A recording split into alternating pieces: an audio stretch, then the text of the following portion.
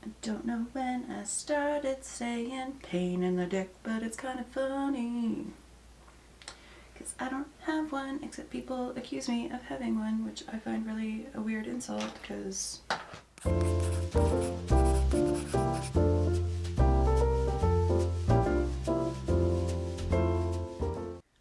Hey makeup friends! So I have had a request from a few of you to go back and look at my 2019 favorites and provide an update as to whether or not I'm still loving them or if my feelings have changed on them. So that is what we're going to do in today's video. But before we get into it, I want to welcome you back to my channel. Or if you are new here, then welcome. My name is Kara, I'm a 40-year-old working mother of 2, and makeup is my happy place. On my channel, we like to mix beauty, brains, and the occasional F-bomb, so if that sounds like something you're interested in, I invite you to subscribe. Okay, so I rewatched my video from last year, and how I had structured it last year was I compared what my 2018 favorites were and updated it with my 2019 favorites. I am going to do my 2020 favorites in a separate video this year because I have a ton of favorites from 2019 to get through, and this video is just going to be excessively long if I try to talk about those and my new favorites, so look for my 2020 favorites coming up in an upcoming video. So first up, I talked about primers last year, and I had 2 that I mentioned. One was the Illamasqua Hydra Veil, and the other was the Tatcha Silk Canvas that comes in like the little disc thing, like the solid one. I did finish that one throughout the course of the year. When I reviewed it last year and mentioned it as a favorite, I said that I would repurchase it, but I did not repurchase it because in the meantime, Tatcha came out with the liquid silk canvas, and I like this far more than I liked the solid. The solid version of it did have a learning curve to it. When I first started applying it, I was trying to like rub it into the skin and then it just pilled up on my skin and it looked horrible, and I really wasn't on board with it until I figured out that I just had to press it into my skin. Got much better. But this one, this is even easier. It's like a moisturizer. It just sinks into the skin so nicely. It has the same lovely scent to it. And overall, I just find that it provides like a really nice canvas, as the name would imply, for putting makeup on top of. And it doesn't have that silicone feel to it. It doesn't ball up or pill up on my skin. It really does feel more like a skincare step to me than an actual makeup step. And for that reason, I like this one better than the solid silk canvas. Now, as for the Illamasqua Hydra Veil, I do still like this product, but in looking at how much is still in here, I haven't been reaching for this one an awful lot throughout the year. So while I do still like it, for ease of application, it's just not there because you have to kind of scoop it out with this little like spoon looking thing, and then it can fall off of your fingers before you get on your face and all of that. So while it is nice once you do get it applied, this is just way more convenient, and this is the one that I reach for over this one. So moving on to foundations then, my favorites from 2019 were the Dior Air Flash and the Stellar Limitless foundation. I still like the Dior Air Flash, but I do think it's really expensive for what it is. I go through waves with this. So there are months where I love it. I find it really convenient to use. It's really nice and lightweight on the skin. It's great in the summertime, I find. Not that it's problematic in the winter or anything of that sort, but in terms of just a really light layer of foundation on the skin, that's why I like it in summer. I'm not convinced anymore, though, that this is necessarily worth the cost because I've tried so many other foundations throughout the year. Again, I'm going to talk about them in a separate video. So I don't dislike this one by any stretch. It's just no longer at the top of my favorites list. Now, the Stellar foundation, honestly, I don't know if Stellar is still around. Their stuff on the Sephora website was on sale like pretty much all throughout 2020. And there's very limited options left available, so they might have gone the way of the dodo. I really don't know, and if they have, that's a shame because I still really like this foundation. I have not worn it in a while. I do have it on my skin today. When I got a tan, I was doing all that running in the spring and throughout the summer, and my skin got very dark despite my best SPF efforts, and this one was just altogether too light, but it's pretty much a perfect match now that we're heading into winter, and I'm going to use the hell out of this one because it's just a really nice functional foundation. It's not super dewy, it's not super matte, It's not like super high coverage, but nor is it really light coverage as well. I just think it provides a really natural skin-like finish, sort of in that demi-matte kind of area, but it provides like medium-ish, like buildable up to medium, medium full kind of coverage. And I really like the way it sits on the skin. I really like the way that it wears throughout the day. I like that once I apply it and you look at me, you're not like, ah, I like your foundation. You don't see the foundation, and to me that's kind of the whole point. So this is one that if you can get your hands on it, especially if you can get it at a deal, I would definitely recommend checking this one out. I just think it's a really nice functional foundation, like I said. I only had one concealer favorite at the end of 2019. I anticipate that that is going to be very different in 2020 because I have tried some fantastic concealers throughout this year. But the one that I was loving last year is from Milani. This is the Conceal and Perfect Longwear Concealer. I have it in the shade 125 Light Natural, and I still adore this concealer. I think it is one of the best concealers at the drugstore. There is another one that I have discovered this year. I did mention it very recently in a video where I was talking about the base products that I keep reusing and reusing and reusing. So you can check that video out if you want. I'm not going to spoil it here. But this one, oh my gosh, it is such a good concealer. I look for high coverage, I look for longevity in a concealer, and I look for something that's not going to dry out my under eyes. It doesn't have to be like dewy finished per se, but it has to have a certain level of hydration to it so that my eyes don't look like a bag of dicks, basically.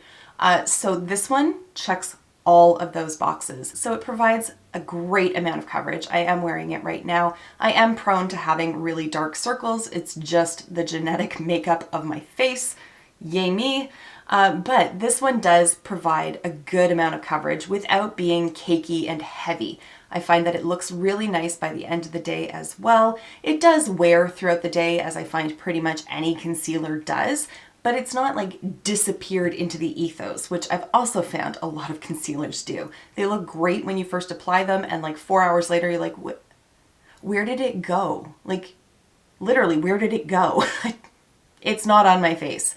This is not one of those concealers. This one has excellent longevity, and nor is it drying. So I really highly recommend this one from the drugstore. Then I moved on to my favorite setting powder, and that was the Laura Mercier Translucent Setting Powder, and I still love this one. In fact, this is the same container. I do have others that I have been working on and trying to use up. This one, like, where is it? The powder's sitting right about here, so I only have like a tiny little bit left. But fun fact for all the Canadians out there, Shoppers Drug Mart has just recently added Laura Mercier to their beauty boutique, so I can now get this one with points for free, and I'm loving that for me because I will 100% repurchase this when this one runs out.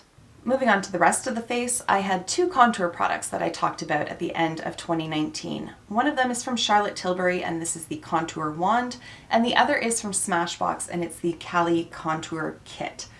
I highly recommend this kit. I think it's just the perfect everyday wear face palette. I get a ton of use out of this, with the exception of this shade right here, just because it's a little bit of a deeper highlight and I don't tend to use it.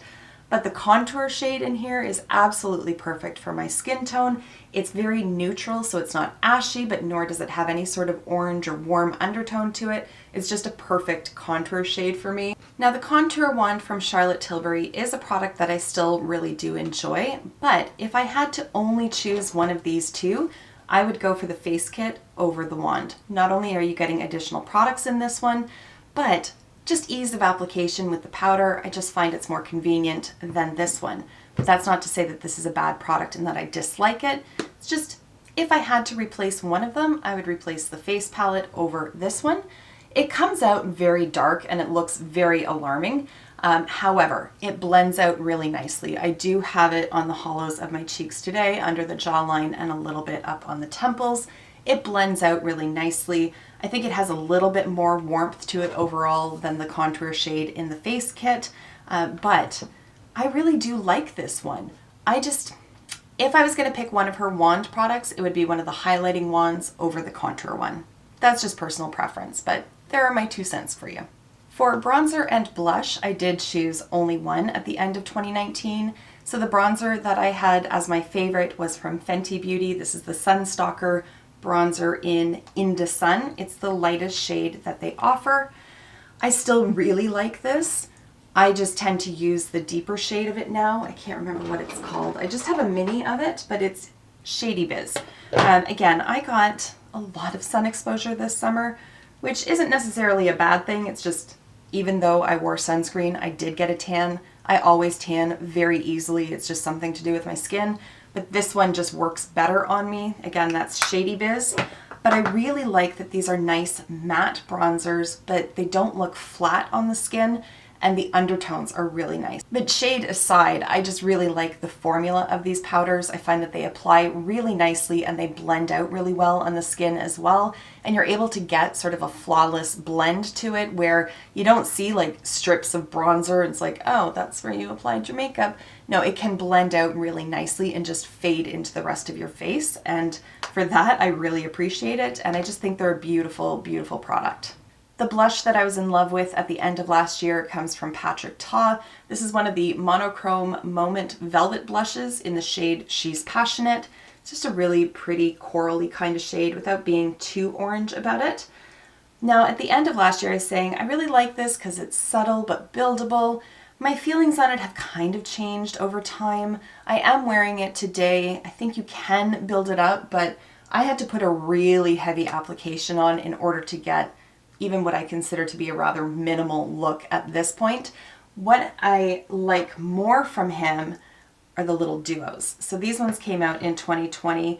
This is the Double Take Cream and Powder Blush. I got it in the shade Do We Know Her? And there is what that one looks like. I like that the cream has like a little plastic cover on it so the powder stays out of it. But I find that the powder in these duos is a lot more pigmented than the powders in the monochrome ones. So again, it's going to depend on your skin tone and the shade that you select, but if I had to put money towards one of them at this point, it would be for the duo and not the single pan. I had two favorite highlighters at the end of last year. One of them is a liquid highlighter and it's from the drugstore. This is from a brand called Annabelle. These are the Enlighten Highlight Drops in the shade Champagne. And while I still really do like the way it looks on the skin, I tend to reach for my Charlotte Tilbury Light Wands or my Rare Beauty, whatever that liquid highlighter is called. I can't remember the name of it, but those are the ones that I'm reaching for over this one for whatever reason. There's really no like dislike of this one. It's just those ones are the ones I've been reaching for more. My other favorite highlighter was Cookie from Benefit. Now, I still love this highlighter. I still hate the packaging. Now at the time that I'm filming this, I'm not sure if this video is going to go up before my favorite highlighters video goes up, but if it's already up, I'm going to link it for you. If it's not, it's coming soon, and it's going to be in collaboration with Kate the Great, and it's our first collab together, and I'm really excited about that. So I'm going to spoil one. You're probably going to see this one in that video as well, because this continues to be possibly my favorite highlighter in my collection. It is my favorite highlighter in my collection. I feel very confident in saying that. So Cookie is beautiful, horrific packaging aside. Okay, so that is going to bring us to eyes. And the first eyeshadow palette that I want to talk about is the one that I'm wearing today, and that is the Mini Gold from Natasha Denona. I love this palette, and I continue to love this palette. I love the shades in here. I'm always going to be a sucker for olive green, but you pair that with this metallic gold and it's just perfection. Also, I just really happen to love 5-pan palettes. I do have quads in my collection, but somehow quads feel limited, but you add like one more shade and it hits the sweet spot for me. I don't know what it is, but I really love 5-pan palettes. In fact, I would say that given this or the full-size gold, this is the one that I would go for. Not that the full-size gold is a bad palette, I just like this one so much more. Another palette that reached the top of my list last year is one that I have talked about quite a few times here and there, and that is the Tartelette in Bloom palette from Tarte. You can see that I have really gotten very good use out of this, with the exception of what I consider to be the two dud shades in here, which are these two more like pseudo metallic. They're really not metallic. Maybe satiny kind of finish shades. I don't know. I don't like those two shades, so I don't use them. But everything else is so good. If you are looking for like a last minute gift idea for a makeup lover or somebody who's just getting into makeup in your life, I would highly recommend this one because it's very user friendly. You have like more of a cool toned option here, a neutral, and then a warmer one right here, so you can just go across the row, but they're not so strongly cool or warm toned that you can't mix and match them. It's just a really functional and approachable palette. So if you are looking for a palette idea for somebody, I would highly recommend this one. Another one to top my list at the end of last year was Sultry from ABH, and happily you're actually able to get your hands on it now if you pick up one of their vaults. But this palette, oh my goodness, it should have been permanent in my opinion because it's just such a classic staple palette.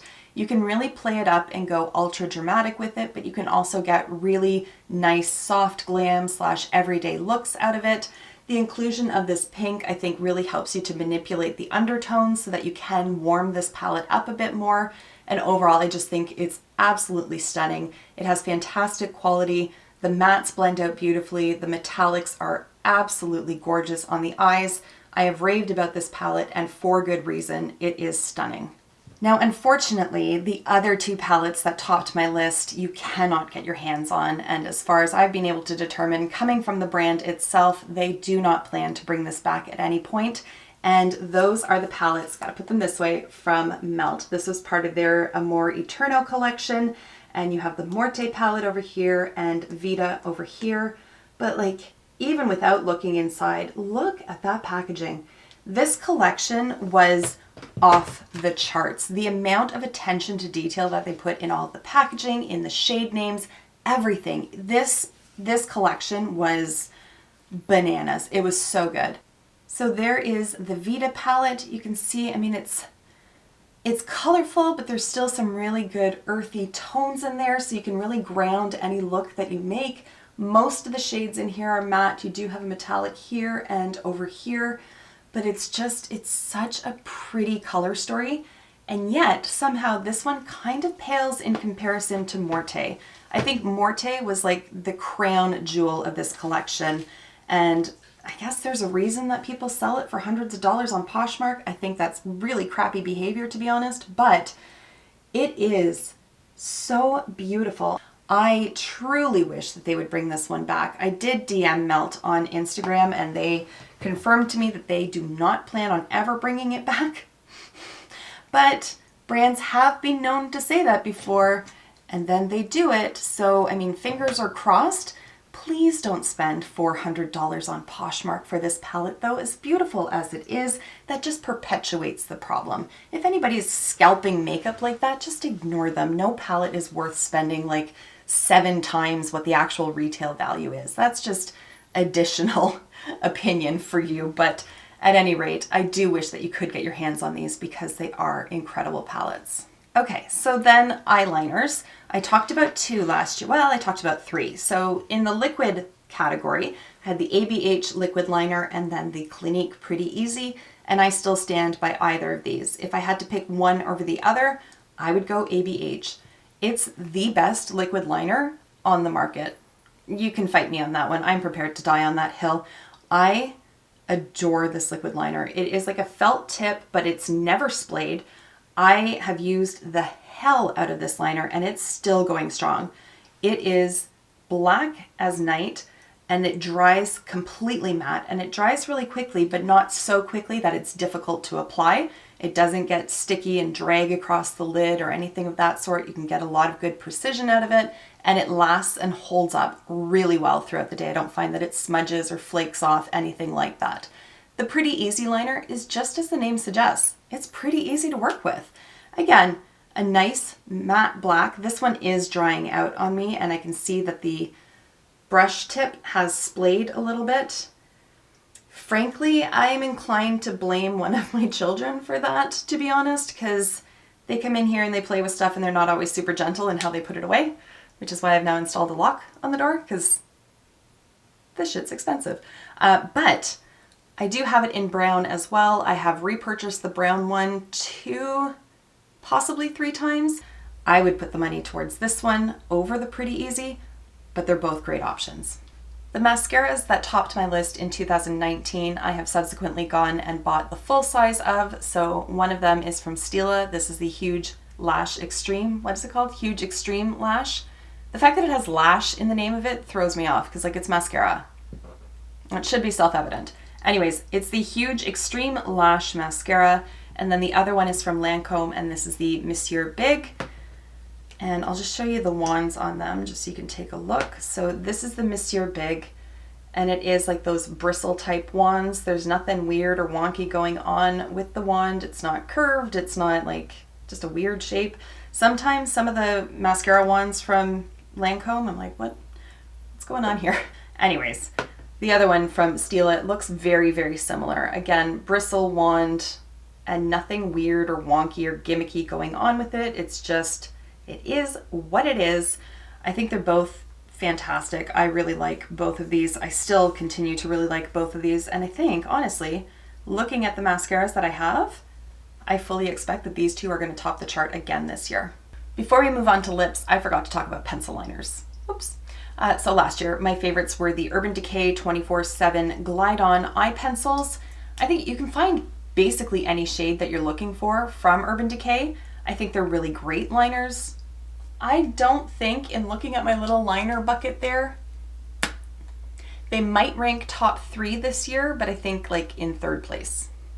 And that brings us to our final category, which are lip products. Now, last year I had 6 favorites, and in watching my video back, I chose them based on the formula, not so much the color, with the exception of one, which I did choose because of the shade. So we're gonna talk about that one first, and it is from MAC. It's one of their cream sheen lipsticks in the shade Modesty.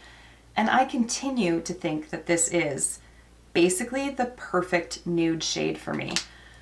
It has like a really pink undertone to it without being pink. Like there's enough brown in there to sort of balance it out.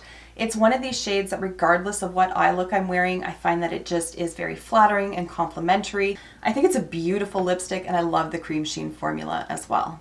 I had 2 gloss favorites last year. One from Pat McGrath. This is the Lust Gloss in the shade Flesh Fantasy. And then the other was from Milani, and this is the Ludicrous Lip Gloss in the shade Teen Spirit. Very similar tones and frankly, very similar kind of formula. I adore the Pat McGrath formula. It's a little bit nicer than the Milani, but I mean, the Milani is not a bad option at all. I love the smell of these ones. There's just a little bit of sweetness to it. It's not sticky. I can kind of say this for both of them. Neither of them are sticky. Neither of them just camp out in the corners of your mouth. Neither of them get really big strings. They're both very pigmented. They're both very smooth. I am going to give the win to Pat McGrath. So there's Milani, there is Pat McGrath over here.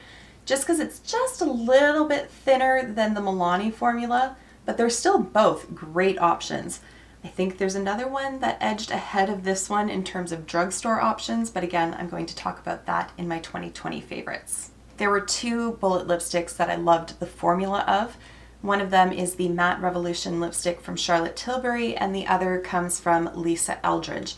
This one's in the shade Velvet Muse. Again, just a really pretty neutral option. And then the Matte Revolution one here is Pillow Talk, although I do have a few others as well. I really like the formula of the Matte Revolution lipsticks.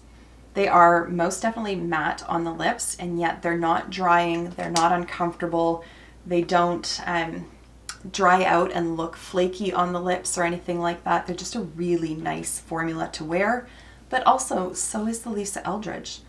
I think the Pat McGrath is definitely more accessible, and it has a lower price point than the Lisa Eldridge, although not significantly lower, but they both offer great options.